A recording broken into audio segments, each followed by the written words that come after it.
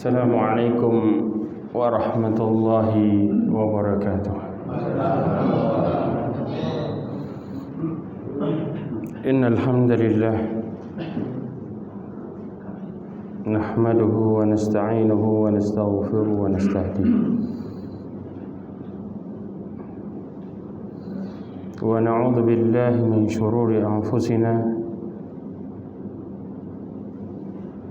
ومن سيئات أعمالنا من يهده الله فهو المهتد ومن يضلل فلن تجد له وليا مرشدا أشهد أن لا إله إلا الله وحده لا شريك له وأشهد أن محمدا عبده ورسوله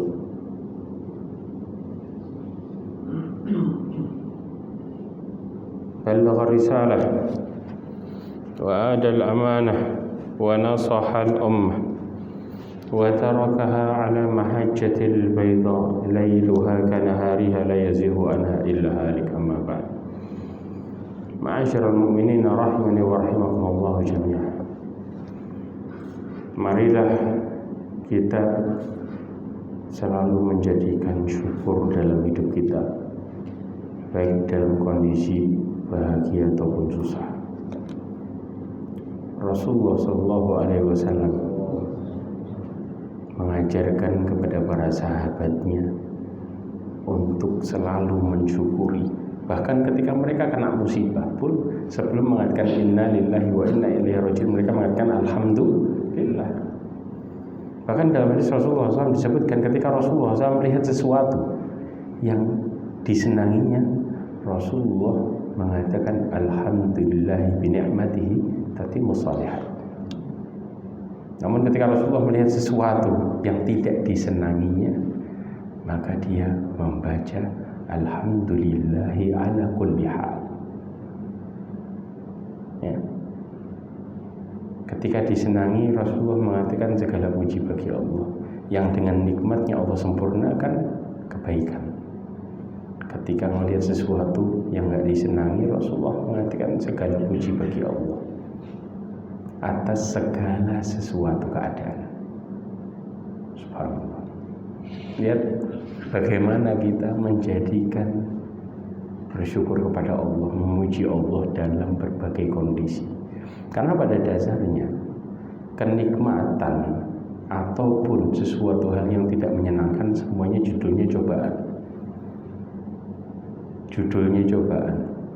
Tapi jangan pernah kita menjadikan cobaan-cobaan ini sebagai bentuk kemudian kita melupakan Allah. Giliran enak kita memuji Allah, giliran gak enak kemudian kita mengingkarinya. Karena orang mukmin bukan orang-orang yang mereka mengingkari Allah Subhanahu wa ta'ala dalam kondisi yang mereka tidak sukai. Itu bukan orang mukmin. Karena ingat, Allah Subhanahu wa ta'ala menjadikan kita semua ya, orang-orang yang beriman. Ada banyak konsekuensi di balik itu. Kita tidak bisa memilih cobaan apa yang akan jadi cobaan kita.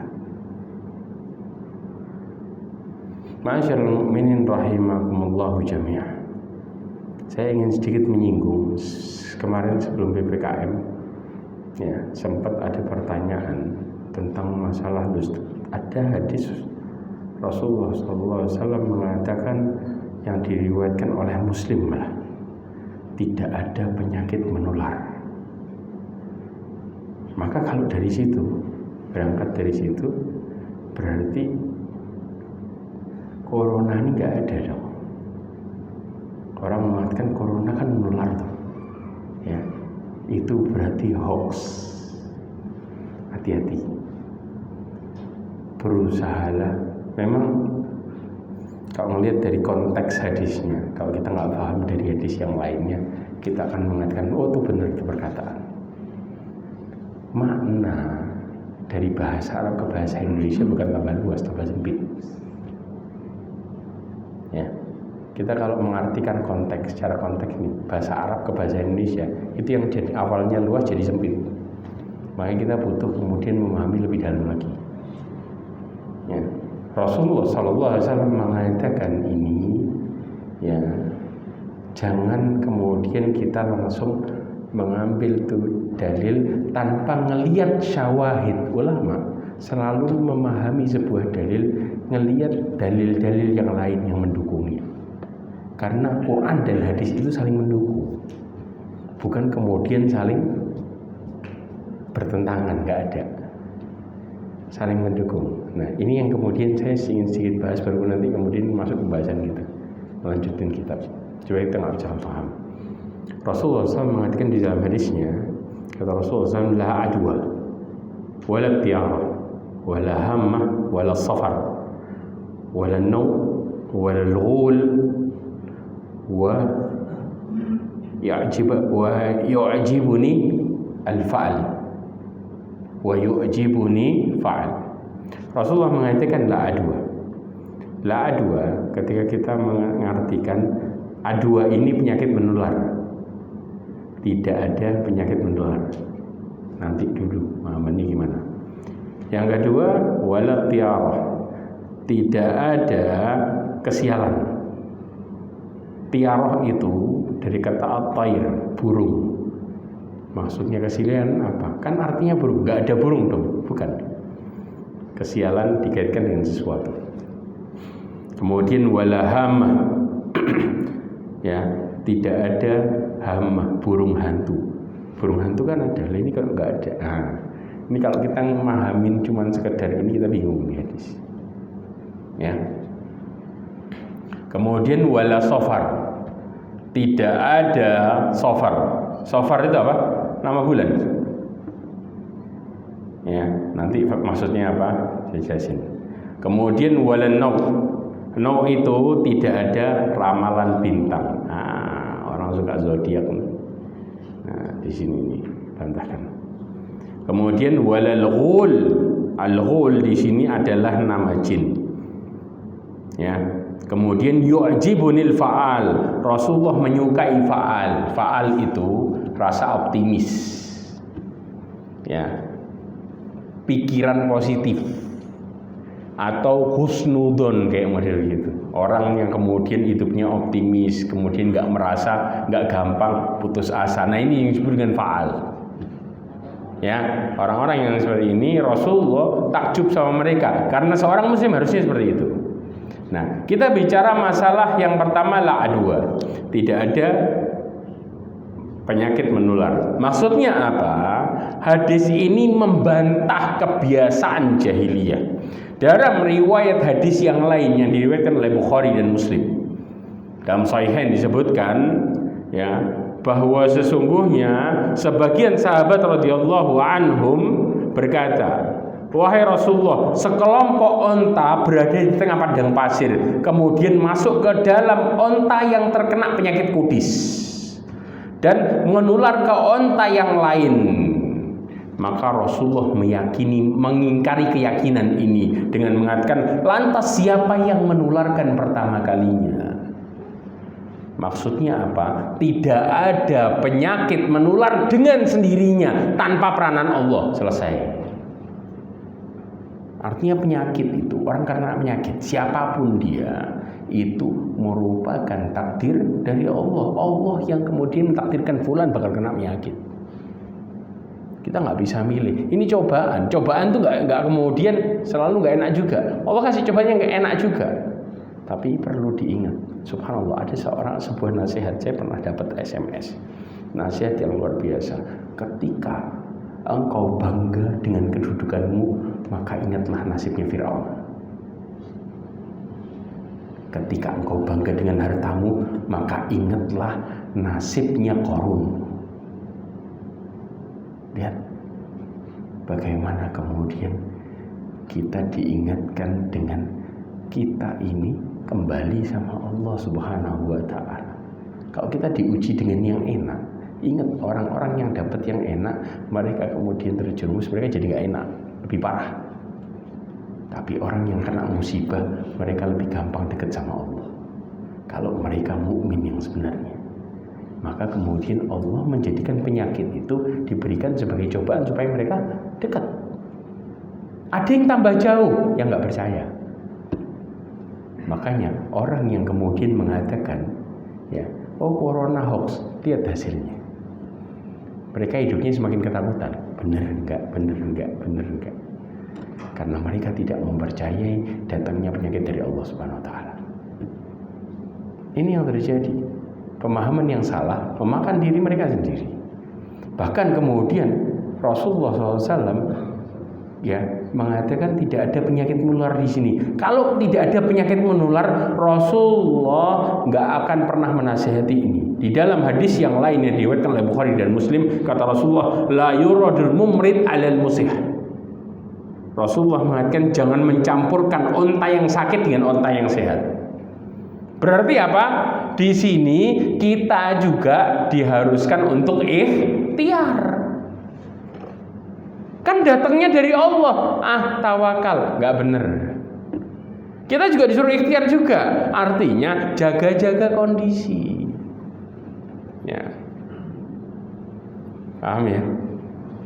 Kemudian juga Rasulullah SAW mengatakan ya tentang penyakit kusta. Fir minal majdum firaruka minal asad. Kata Rasulullah dalam hadis yang diriwayatkan oleh Bukhari dan Imam Ahmad disebutkan, jauhilah darimu ya dari penyakit kusta sebagaimana engkau menjauh dari singa. Jadi kalau penyakit menular nih sudah tahu sebuah daerah kena penyakit menular, cepat-cepat lari dari situ, jangan deketin tuh. Sebagaimana engkau lari dari singa. Ini Rasulullah yang ngomong. Jadi pemahaman di sini Rasulullah memberikan pemahaman kita secara gamblang. Perkataan Rasulullah mengatakan adwa di sini adalah penyakit yang menular dengan sendirinya, nggak ada. Allah yang mentakdirkan. Tapi ingat, ketika Allah mentakdirkan, Allah juga melihat bagaimana ikhtiar seorang hamba dalam bertawakal. Mereka berusaha dulu. Masalah kena, tinggal kalau ternyata mereka kena, caranya bagaimana? Ya, sampai dikatakan akan mendapatkan keajri syahid, tapi ada syaratnya. Mereka bersabar, ihtisab, kemudian mengharapkan pahala dari Allah di penyakitnya. Dan tidaklah mereka meyakini kecuali penyakit itu datangnya dari Allah. 3 perkara ini yang menjadikan seseorang baru Allah kasih mereka anugerah. Paham ya? Ini yang dimaksud. Ya. Kemudian pembahasan masalah at-tiarah. Burung di sini adalah walat tiarah. Tidak ada suatu kejadian dikaitkan sama sesuatu yang terjadi. Contoh, ada kupu-kupu masuk ke dalam, habis ini ada tamu. Lah. Ada burung apa nangkring di atas rumah. Oh, bakal ada ini. Enggak. Ini dibantah sama Rasulullah, maka nggak ada seperti itu. Tidak ada kenasiban baik ataupun buruk dari munculnya binatang tertentu, tidak. Ya, karena dulu yang paling banyak masyhur dipakai untuk memainkan sesuatu burung. Ya, makanya kemudian Rasulullah mengatakan at-tiarah. Ya. Kenapa? Dikatakan di dalam hadis Rasulullah mengatakan tiaratu syirk, syirk. Seseorang yang mengaitkan sesuatu dengan burung atau yang lainnya merupakan kesyirikan. Rasulullah mengulang itu berkali-kali. Ya, dengan mengatakan tiaratu syirk. Ya. Bahkan salah seorang ya, ketika dia melihat sesuatu yang dia benci, di dalam hadis yang diriwayatkan oleh Abu Dawud, maka dia berdoa apa? Allahumma la ya'ti bil hasanah illa anta wa la yadfa'u sayyi'ah illa anta wa la haula wa la quwata illa bika. Perhatikan ini. Dia berdoa apa? Ya Allah, tidak ada yang mendatangkan kebaikan kecuali Engkau.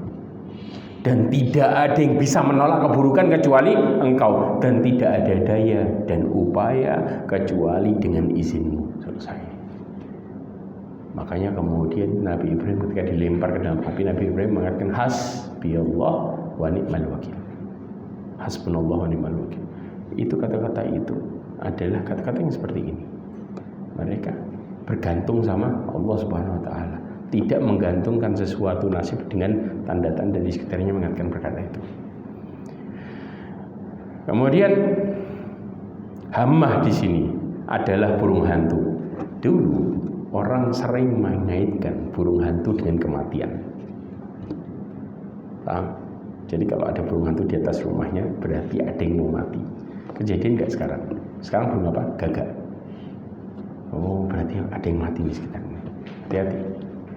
Ketika ini kita yakini dengan salah, subhanallah terkadang terjadi beneran. Kenapa? Allah menguji keyakinan yang salah itu. Kayak ini keyakinan yang salah itu Allah uji mereka. Makanya kemudian terkadang dengan keyakinan salah, orang meyakini dengan sesuatu yang salah, kemudian hijrah, Allah uji setelahnya dengan keyakinan itu. Apakah mereka kembali kepada keyakinan yang salah atau memperbaiki diri? Makanya hati-hati dengan keyakinan ini. Kemudian as-safar. Safar ini ada bulan Safar. Dulu zaman jahiliyah Safar terkenal dengan bulan sial. Bayangin, padahal ya Safar itu bulan apa?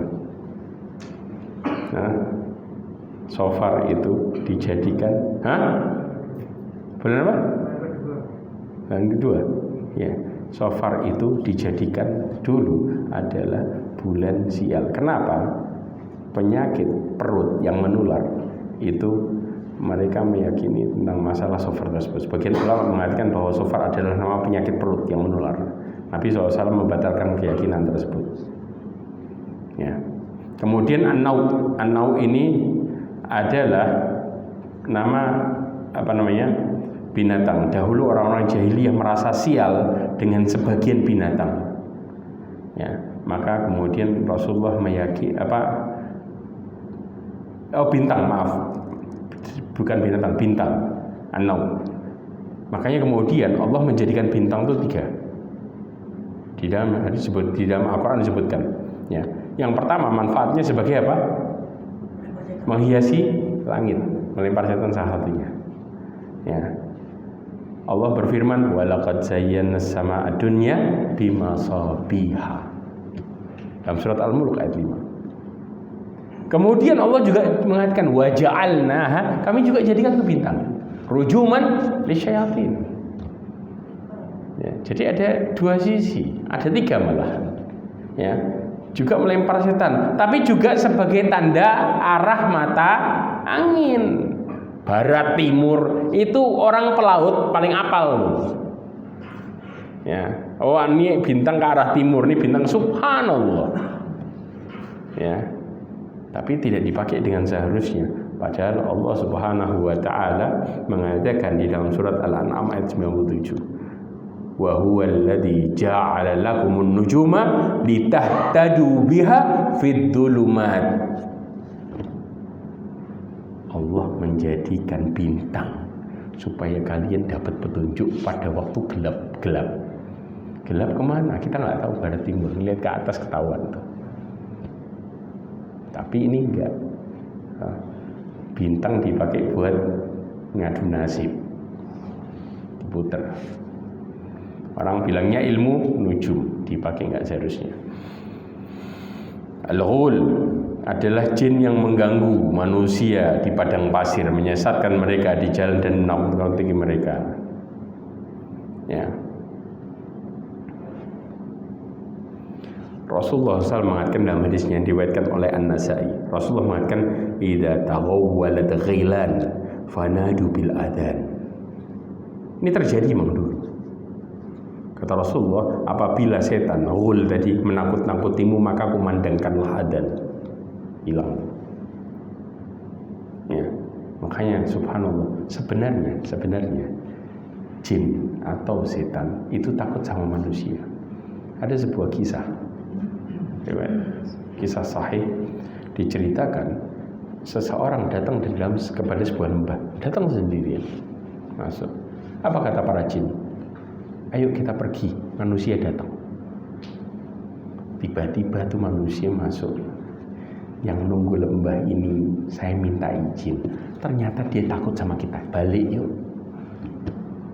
Ini yang aslinya mau pergi mau lari, jadi gak jadi, putar balik lagi. Kenapa? Manusianya takut. Kesyirikan terjadi berawal dari keyakinan model seperti ini. Padahal mereka takut sama kita. Tapi begitu munculnya keyakinan yang salah, balik tuh jin. Makanya lihat, ya, apa buktinya? Umar bin Khattab radhiyallahu anhu. Kata Rasulullah SAW mengatakan apa? Kalau seandainya Umar berjalan di sebuah jalan, maka la syalaka syaitan fi fajjin akhar. Maka setan akan berjalan di jalan yang lainnya, nggak mau ketemu jalan yang sama. Berarti apa? Siapa yang di sini? Siapa yang lebih kuat? Manusia. Mereka yang kemudian, makanya subhanallah, anak kecil yang belum keracunan sama TV, YouTube dan lain sebagainya. Kira-kira kalau berjalan di gelap, itu yang paling depan bapaknya apa anaknya? Yang jalan duluan ya dengan santai nggak ketakutan, bapaknya apa anaknya? Anaknya santai, bapaknya merinding ya. Ini yang terjadi. Anaknya kenapa? Nggak pernah kena racunan, kena YouTube, ya, kena TV, nggak pernah ngelihat. Maka dia dengan fitrahnya, subhanallah, lihat, dengan fitrahnya mereka tidak ada rasa takut. Masih belum keracunan, belum masuk tuh racun macam-macam di kepala. Tapi kita sudah keracunan macam-macam di kepala kita, muncul tuh, jangan-jangan dari sini dingliati. Padahal tidak ada apa-apa. Muncul mulai setan mengganggu pikiran kita dengan diturunkannya iman, dilemahkannya. Sehingga kita lebih takut sama makhluk Allah daripada sama Allah Subhanahu wa taala. Ini yang terjadi. Bismillahirrahmanirrahim. Ya. Ini sedikit pembahasan tentang perkara tadi. Kita masuk ke dalam pembahasan kita. Ma'asyiral mu'minin rahimani wa rahimakumullah jami'an. Ibnu Qayyim al-Jauzi subhanallah menjelaskan ada sebuah pemahaman yang kadang-kadang mengerikan. Dikatakan qala wa huwa la yarda an yakuna fin nari ahadun min ummatihi. Ya. Ada orang yang meyakini bahwa Rasulullah SAW tidak ridho jika ada salah seorang dari umatnya yang masuk neraka. Ya, artinya bukan kemudian bukan orang-orang yang taat, semua yang tukang maksiat pun bakal dilindungi sama Rasulullah. Paham ya? Orang kadang-kadang mengistilahkan syafaat di sini, kemudian terkadang memukul rata. Rasulullah bakal ngasih syafaat semua. Pokoknya yang masuk umatnya dikasih semua. Ada kriterianya. Rasulullah dengan memberikan ya gambaran yang begitu banyak. Artinya kalau kemudian Allah murka, kalau Rasulullah nggak murka, maka Allah pun ikut Rasulullah. Dibalik. Paham ya di sini? Seseorang sampai meyakini bahwa sesungguhnya Allah ikut apa kata Rasulullah. Padahal yang sebenarnya apa? Rasulullah ikut apa kata Allah. Ini enggak. Keyakinan ini dibalik. Syubhat ini dibalik. Allah ikut apa kata Rasulnya. Rasulullah memutuskan ini, Allah mengatakan iya. Terserah Rasulullah. Padahal Rasulullah terserah Allah. Maka kemudian dikatakan wa abyanul kadzab, ini merupakan kebodohan yang paling parah dan kemudian ini merupakan kedustaan yang paling jelas. Ngeri. Kenapa? Fa innahu yardha bima yardha bihi rabbahu azza wajalla. Karena jelas Rasulullah ridho terhadap apa yang Allah ridhoi. Buktinya berapa banyak Rasulullah ditanya tentang sesuatu masalah dan Rasulullah selalu menunggu. Begitu Allah ngasih jawaban baru Rasulullah menjawab. Berarti apa? Rasulullah menunggu semua keputusan Allah apapun itu. Sampai pamannya ketika nggak mau bersyahadat, Rasulullah dilarang untuk meminta ampun untuknya, Rasulullah nurut.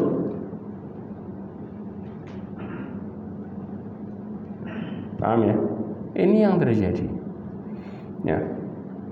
Kemudian wallahu ta'ala yurdihi ta'dibu ad-dulmah. wal fasaqah wal khawanah wa musirrina al kabair. Ya. Juga dikatakan bahwa sesungguhnya Allah Subhanahu wa taala meridhai. Maka kalau kemudian Rasulullah dengan sebab itu, kenapa Rasulullah ridho terhadap apa yang Allah putuskan? Maka Allah meridhai ya orang-orang ya para ahli, orang dolim, orang-orang fasik, pengkhianat, dan orang yang suka terus-menerus melakukan dosa besar untuk masuk ke dalam neraka, diadab. Rasulullah juga mengikuti hal yang sama, meyakini hal yang sama. Makanya Rasulullah SAW selalu nasihatin sahabatnya, bahkan dalam posisi lagi senang pun dinasihati. Ingat nikmat Allah bakal dihisab terus, diingetin terus. Makanya dalam hadis Rasulullah SAW disebutkan, kullu ummati yadkhulunal jannah illa man aba.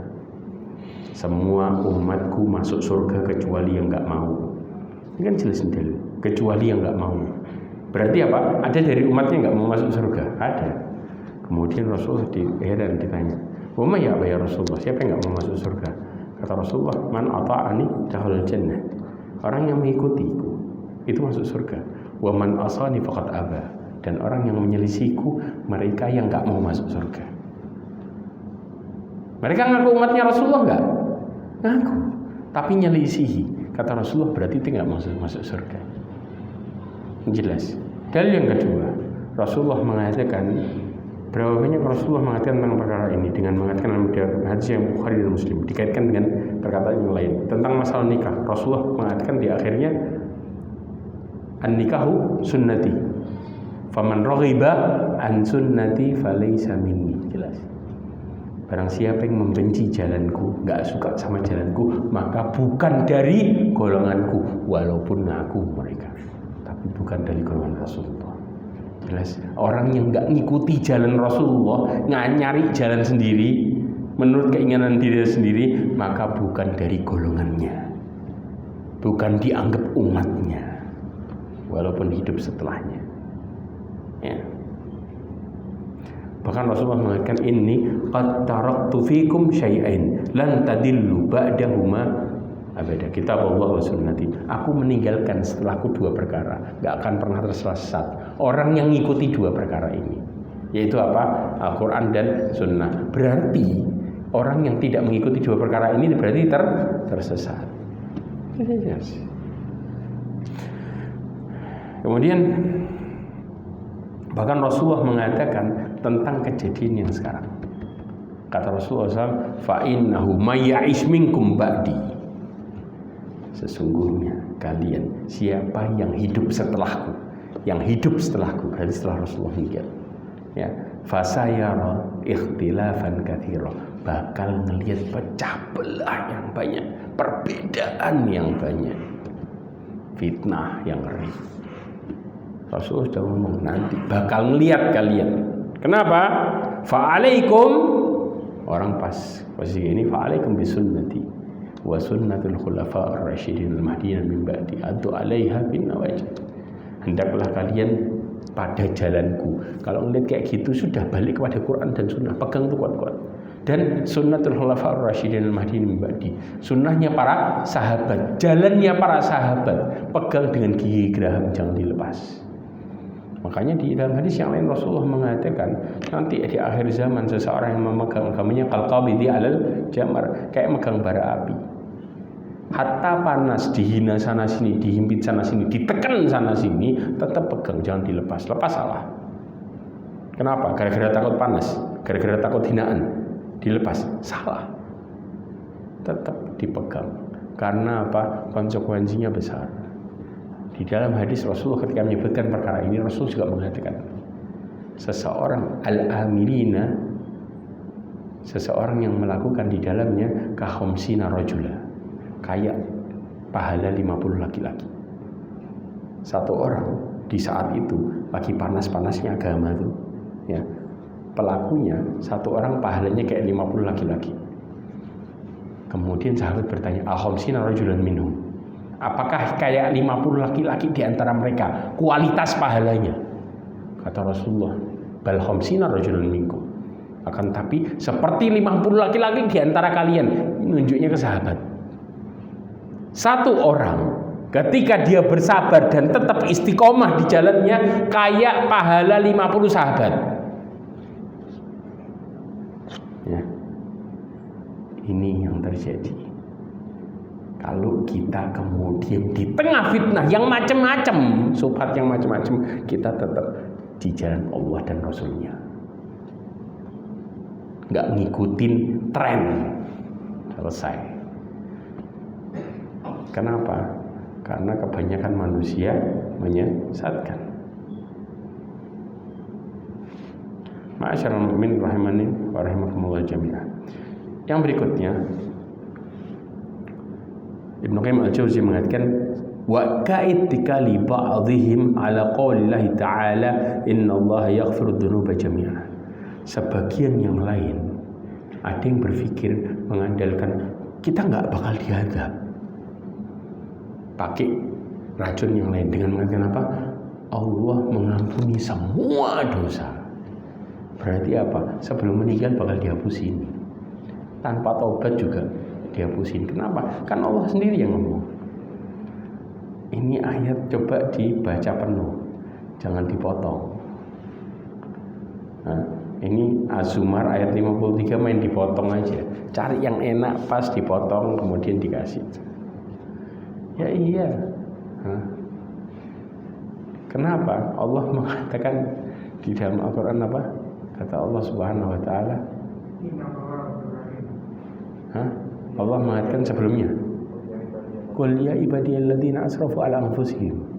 Allah bicara sebelumnya Allah ngomong ini. Allah bicara kepada orang-orang yang melampaui batas.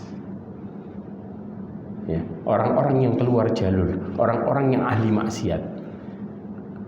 Allah mengatakan, katakanlah kepada hamba-hambaku yang melampaui batas, la taqnatu min rahmatillah, jangan putus asa dari rahmat Allah. Berarti apa? Disuruh balik, disuruh tobat.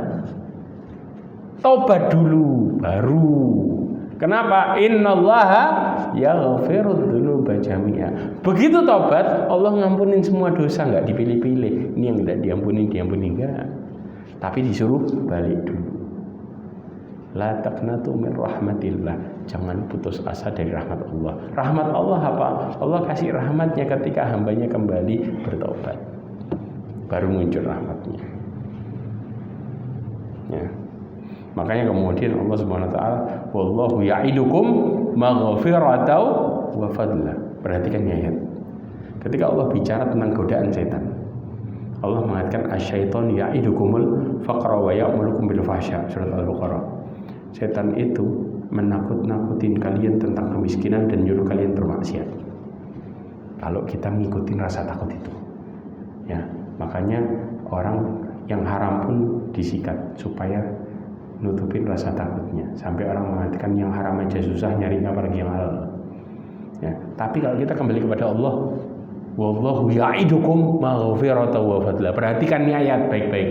Allah mempersiapkan untuk kalian ampunan. Kenapa Allah nyebutin ampunan pertama kali? Baru nyebutin keutamaan solusi. Karena kalau orang mau balik kepada Allah, taubat dulu. Baru Allah kasih kemudahan. Bukan minta mudah dulu baru taubat, enggak. Kenapa? Karena Allah ingin melihat hambanya yang serius. Serius kembali, baru Allah kasih pertolongan. Berarti yang menjadi penghalang antara kita sama Allah apa? Kemaksiatan. Jadi mustahil orang yang bermaksiat kemudian dapat pertolongan. Jelas di sini. Makanya Allah mengatakan tentang maghfirah baru rahmat, tentang maghfirah baru keutamaan. Paham? Ya. Nah, tentang ayat di atas ada asbabun nuzulnya. Ya, ada dalam hadis yang diriwayatkan oleh Bukhari bahwa dari Abdullah ibn Abbas, annan nasa min ahli syirk. Ya, dulu ya, zaman jahiliyah itu orang-orang ahli syirik zaman jahiliyah, mereka qatalu fa aktsaru. Mereka telah membunuh banyak orang, satu. Wazanu fa aktsaru. Mereka telah banyak berzina. Wis gak karuan. Zaman jahiliyah orang mau berzina, wanita mau berzina caranya gampang. Tinggal nancepin tuh bendera di depan rumahnya, siapa laki-laki yang masuk bebas diserahin badannya. Na'udzubillah min dzalik. Sampai di titik itu, ya, keparahannya. Sekarang mungkin lebih parah maksiat ini badannya. Ya, dari itu. Nah, kemudian apa? Fa'atau Muhammad sallallahu alaihi wasallam, mereka mendatangi Rasulullah SAW. Faqalu innal ladzi taqulu wa tad'u ilaihi lahasanun. Lau tukhbiruna anna lima amilna kafaratan. Dikatakan sesungguhnya apa yang engkau sampaikan, apa yang engkau serukan itu merupakan sebuah kebaikan. Mereka ingin dapat solusi ini.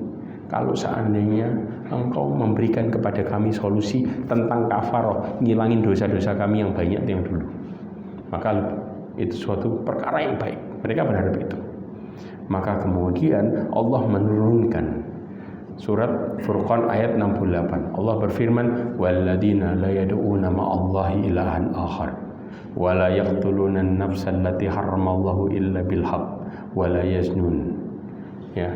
Kemudian Allah juga mengatakan, "Qul ya ibadiyalladzina asrafu ala anfusihim la taqnatu min rahmatillah innallaha yaghfiru dzunuba jami'a." Allah mengatakan surat Furqan ayat 68, Allah mengatakan illa man taba wa amana wa amila salihah. Allah mengatakan orang yang tidak apa? Yang tidak membunuh di jalan Allah, ya, menyekutukan Allah, kemudian tidak berzina. Barang siapa yang melakukan itu apa? Fakat apa? Mereka adalah orang-orang yang kemudian Allah tidak akan pernah ampuni dosanya. Coba terusin ini. Coba Al-Furqan, ya.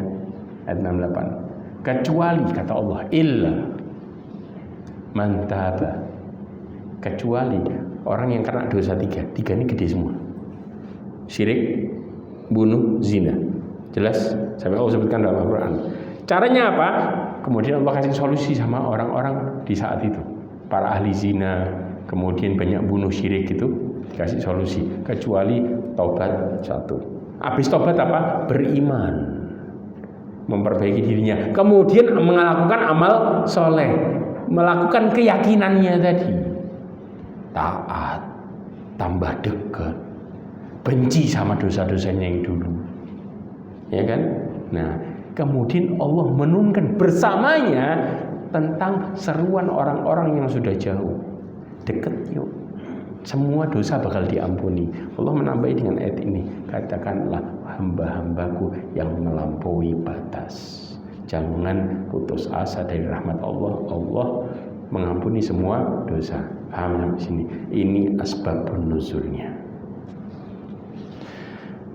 Bahkan di dalam tafsir Ibnu Katsir disebutkan bahwasanya Rasulullah SAW mengatakan, aku tidak suka bila diberikan kepadaku dunia dan seisinya sebagai ganti ayat ya ibadiyalladzina asrafu ala anfusihim.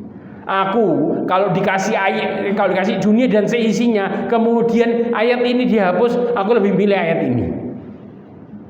Aku lebih milih ayat yang dimana Allah mengatakan, wahai hamba-hambaku yang melampaui batas, jangan putus asa dari rahmat Allah. Rasulullah lebih suka itu daripada dunia, karena rahmat yang sangat luas. Orang tua kalau kemudian anaknya durhaka, gak gampang lupa sama salah anaknya. Hatta anaknya berbuat baik bertahun-tahun, tetap salahnya ingat gak? Ingat dulu pernah durhaka. Padahal durhakanya sekali, dibaginya bolak-balik. Tetap yang diingat apa? Durhaka. Tapi tidak dengan Allah yang Maha Pengampun. Allah ingat kebaikannya dan melupakan dosanya.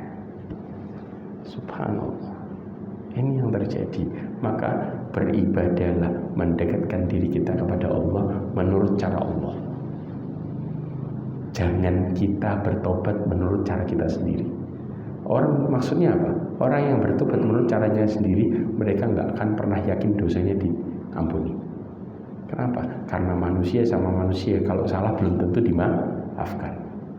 Tapi kalau menurut cara Allah, ketika kita bertobat, maka kita bisa yakin Allah bakal mengampuni dosa kita. Itu yang dimaksud. Makanya kemudian ayat ini sampai Rasulullah mengatakan itu. Nah, syarat tobat ya secara cepat aja. Sudah waktunya udah habis belum ya? Secara cepat. Yang pertama, seseorang yang bertobat syaratnya adalah ya, Syekh Muhammad Ibn Shalih Al-Utsaimin mengatakan ada 5 syarat tobat. 5 besar syarat tobat. Yang pertama, lakukan dengan ikhlas. Maksudnya apa? Tobat karena Allah. Jangan karena kepergok kemaksiatan, kemudian tobatnya di depan manusia. Ya Allah, pas ada orang banyak yang ketahuan dia maksiat, ya Allah saya tobat ya Allah, biar namanya jadi baiklah. Paham ya? Bila perlu mereka mau mencaci kita, kita tobat di kamar sendirian yang nggak ada orangnya, kita hanya sama Allah toh. Maka Allah dengan sendirinya akan memuliakan kita. Ya, dengan cara Allah SWT. Artinya, lakukan dengan ikhlas karena Allah SWT. Perkara yang kedua adalah menyesali serta merasa sedih atas dosa yang pernah dilakukannya.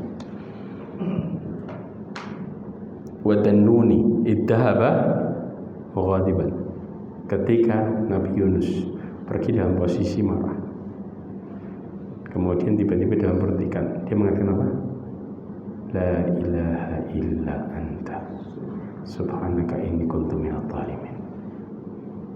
Imam Syafi'i di posisi sekarang ini lebih menasihati orang untuk berzikir ini, karena ingat Allah menurunkan bala atau adab karena kesalahan diri kita.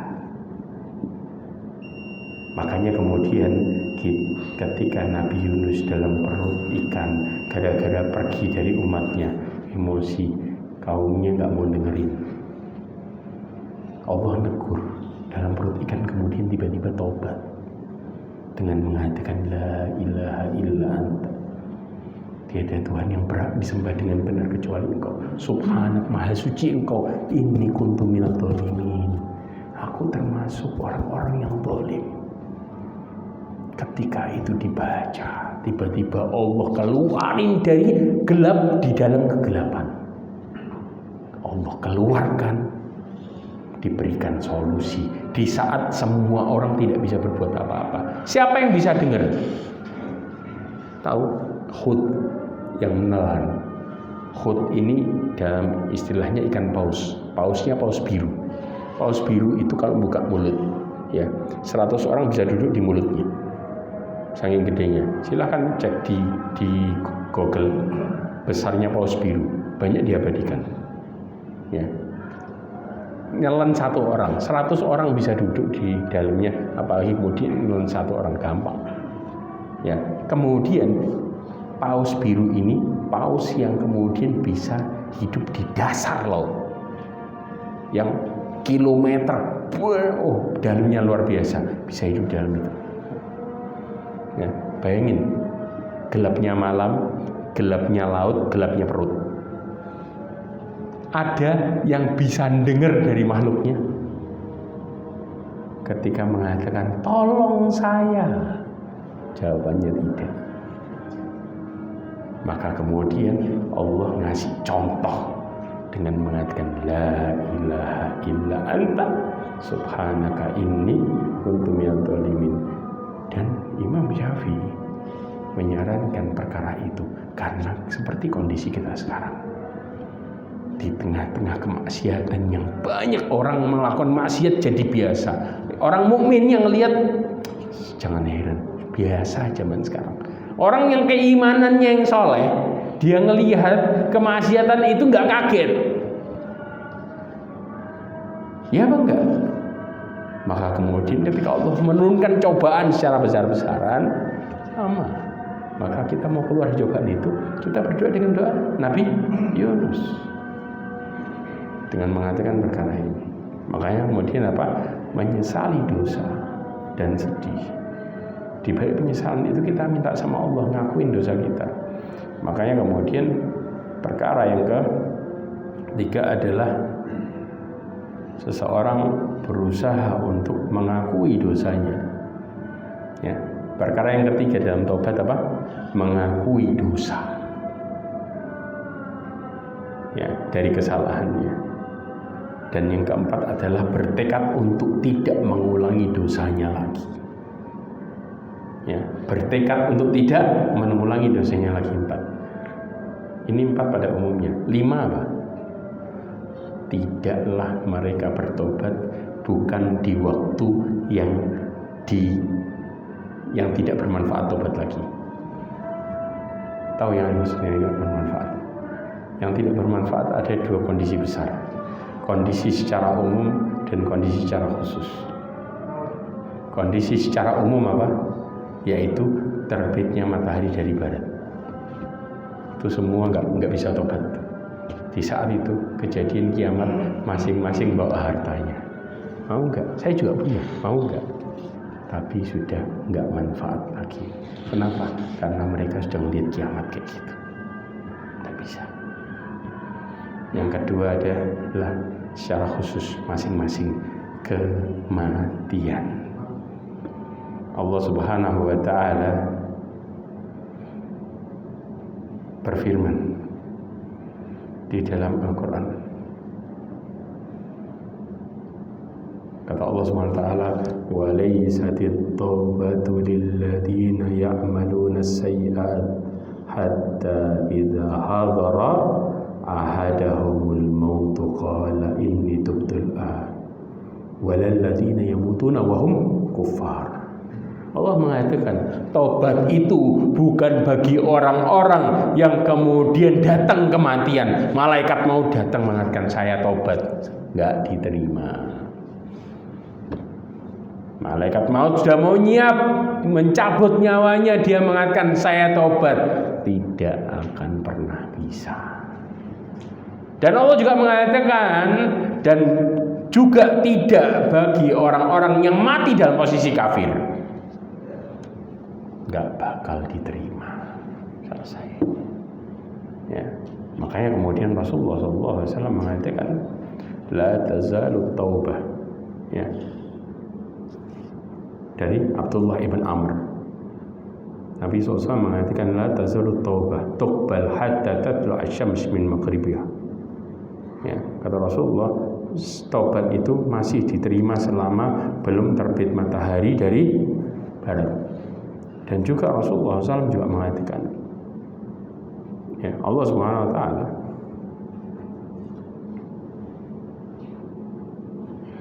mengatakan, wa yawma ya'ti ba'du ayati rabbika la yanfa'u nafsan imanuha wa lam takun amanat min qablu aw kasabat fi imaniha khaira. Pada hari datangnya sebagian ayat-ayat Rabbmu, tidaklah bermanfaat lagi iman seseorang pada dirinya yang belum beriman sebelum itu dan belum mengusahakan kebaikannya dalam masa imannya. Ya, maka kemudian perhatikan orang-orang yang dari barat tadi, orang belum beriman sudah tidak bermanfaat lagi. Tapi juga Rasulullah mengatakan tentang yang kematian, innallaha yaqbalu taubatil abdi ma lam yugharghir. Sesungguhnya Allah menerima taubat hambanya selama belum yugharghir. Yugharghir itu nyawa belum sampai ke sini. Makanya dari semua anggota badan yang paling setia sama roh siapa? Mata. Mata tuh ngikutin. Dari mulai ditarik sampai naik itu mata ngikutin. Ikut naik juga. Makanya kalau sudah kemudian naik selesai. Makanya kadang-kadang orang sakaratul maut kakinya dulu yang dingin. Ya. Kenapa terkadang sakaratul mautnya mukmin itu pedih rasanya? Karena apa? Dari rasa sakitnya sakaratul maut Allah habisin dosanya. Jadi begitu ditarik, begitu sudah lepas dosanya habis. Makanya dibuat sakit. Rasulullah sampai mengatakan ketika rasa sakitnya sakaratul maut, kata Rasulullah, la ilaha illa. Kata Rasulullah SAW, la ilaha illa anta, innal mauti lasaqar. Kata Rasulullah, sesungguhnya kematian merasakan rasa sakit itu. Rasulullah mengatakan ila rafiqil a'la, sambil nahan sakitnya luar biasa. Sesungguhnya kematian memiliki rasa sakit yang dahsyat. Sampai Umar bin Khattab pernah tanya sama sahabatnya, tahu hadisnya? Umar bin Khattab mengatakan, bagaimana gambaran kesakitannya sakaratul maut? Kata Umar bin Khattab, sahabatnya mengatakan, sebagaimana tenggorokanmu kemasukan ranting, kemudian ranting itu keluar duri nancap ke setiap saraf di tenggorokan ini. Kemudian itu rantingnya ditarik oleh orang yang paling kuat di antara kalian, ditarik dengan kencang kayak gini. Itu gambaran sakitnya kematian. Ya. Makanya kalau sudah posisi ini tidak ada lagi tobat. Jangan sampai terlambat. Wallahu a'lam bishawab. Mudah-mudahan apa yang kita pelajari hari ini menjadikan kita semakin dekat pada Allah Subhanahu wa taala. Dan mudah-mudahan Allah Subhanahu wa taala memberikan kita kemudahan sebelum kita meninggal dengan diberikannya taubat. Mudah-mudahan Allah Subhanahu wa taala merahmati orang-orang yang meninggal di antara kita. Mudah-mudahan Allah Subhanahu wa taala meluaskan kuburan mereka, memberikan rahmatnya di dalam kuburannya, serta menjadikan kita semua dan keluarga kita semua diakhiri dengan husnul khatimah. Ini yang bisa saya sampaikan, kurang lebihnya mohon maaf. Insya Allah pembahasan berikutnya adalah bagaimana tentang syafaat Rasulullah SAW. Siapa mereka yang akan diberikan syafaat oleh Rasulullah SAW? Ya. Wallahu a'lam. Subhanakallahumma bihamdika asyhadu an la ilaha illa anta astaghfiruka wa atubu ilaik. Wassalamualaikum warahmatullahi wabarakatuh.